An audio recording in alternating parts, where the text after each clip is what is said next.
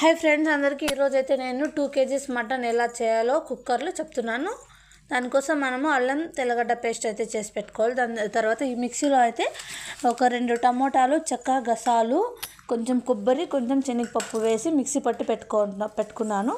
తర్వాత ఇక్కడైతే మటన్ తీసుకొని నీట్గా ఫ్రెష్గా కడిగి పెట్టుకొని కుక్కర్ పెట్టి ఆయిల్, ఆవాలు వేసి తర్వాత కొద్దిగా ఒక గడ్డ ఆనియన్ అయితే కట్ చేసి వేసుకున్నాను. ఇది ఫ్రై అయిన తర్వాత అల్లం తెల్లగడ్డ పేస్ట్ వేసుకొని అది ఫ్రై అవ్వాలి. అది ఫ్రై అయిన తర్వాత టమాటా పేస్ట్ ఉంది కదండి, ఆ పేస్ట్ వేసుకొని తర్వాత అయితే మటన్ వేసుకొని తగినంత ఉప్పు, పసుపు వేసి బాగా కలుపుకొని కాసేపు అయితే మగ్గనివ్వాలి. బాగా ఫ్రై అయితే పీసెస్కి అయితే బాగా అన్నది పడుతుంది అనమాట ఏమి మసాలా.